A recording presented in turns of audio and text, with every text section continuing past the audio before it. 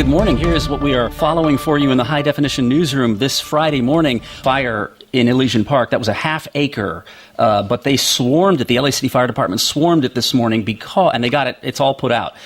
They think it was a homeless encampment where somebody started a fire accidentally, perhaps. But the reason they swarmed it is because we are under a high wind advisory until 12 noon today all over Southern California. This is the first and biggest Santa Ana wind of the season, and the LA City Fire Department, the LA County Fire Department, the Orange County Fire Authority, and also their counterparts in Ventura and Riverside and San Bernardino counties are all on alert because this is the kind of weather that leads to brush fires. And with the drought, the fuel is dry and plentiful, and they're just worried that somebody might do something stupid like flick a cigarette out of a moving car or something like that, and we could have a conflagration to match anything we remember from the past. More forces from America heading into Syria to help in the war against the group that calls itself Islamic State.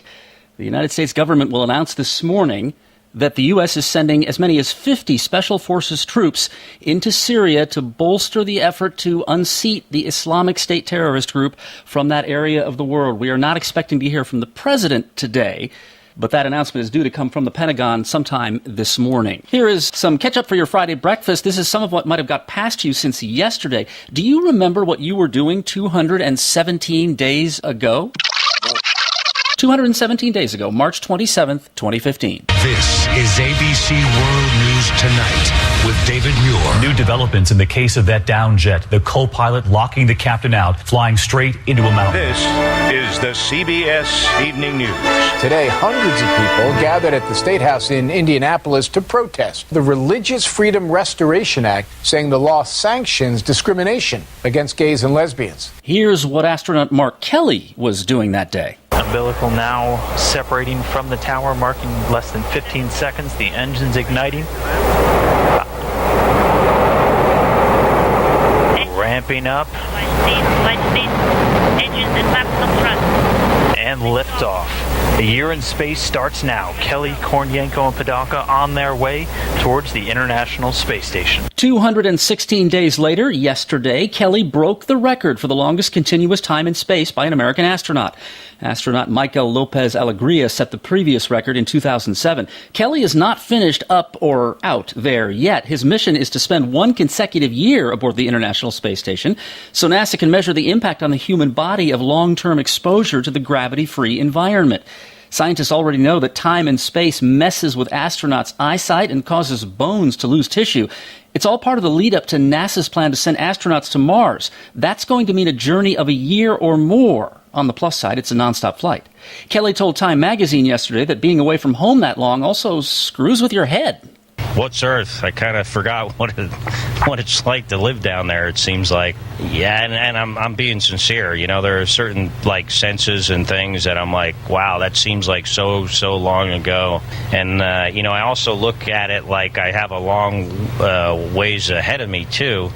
You know, there's a window right here that looks right down on the Earth. It's actually open now. It's dark. I'm not sure exactly where we are. But you definitely feel like you're here, and everyone else and everything that you care about and love and, you know, is important to you is down there. In all, Mark Kelly will stay aboard the ISS for 342 days before he's finished. Kelly's twin brother, retired astronaut Scott Kelly, is the control for the experiment. He's back home in Arizona, where NASA will compare his stats to his brother's. 217 days on the road, so to speak, or even 365 days when he gets there. Pretty good. But Mark Kelly has nothing on a guy we all know with 66 years on the job, many of those away from home. Of course, we're talking about Vin Scully, who had a lot of people worried a few weeks ago when the Dodgers announced he would not work the postseason playoffs because his doctors ordered him to take it easy after he'd undergone what the Dodgers called a medical procedure. The Dodgers did not survive the playoffs, but Scully looked and sounded great last night as he told Sportsnet LA's Alana Rizzo he's looking forward to getting back to work next fall. But I'm fine. I really am. I'm truly optimistic and looking forward to 2016. You've always said, God willing, you'll be back. Yes, God willing. You know, the old story, talk about next year and make the devil laugh.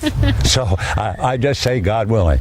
God willing, Vin, will you be back in 2016? Yes. Oh, yeah, definitely. I'm looking forward to next year.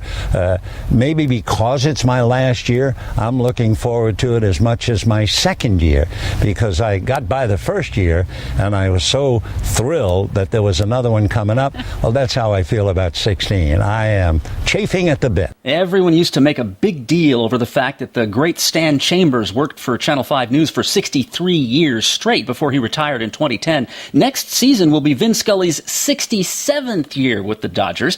And just to put a cherry on top, on opening day of 2016, Vin Scully will turn 88. Only since 2009 has Justin Bieber been thrilling teenage girls and annoying a large percentage of the rest of humanity, so you might forgive him for not having mastered all aspects of his job. I will never say never. I will fight till forever. Forever turned out to be exactly one song last night in Oslo, Norway. That's how far into his concert at the Chateau Neuf concert hall Bieber was when he noticed some liquid on the floor right at the edge of the stage. Maybe he did not want to slip on it, but for whatever reason, the Biebs grabbed a towel and began mopping up the mess. Pretty sure in this country that had earned Bieber a grievance from the union. But in Oslo, it meant he was close enough for the Beliebers in the front row to try to cop a feel. Bieber was not having any of it. Come on, the man had work to do. Come on, guys, yo, listen to me. Are you listening? Okay, I'm trying to wipe the floor. Give me a second, yo. Guys, never mind, I'm done. I'm not doing the show.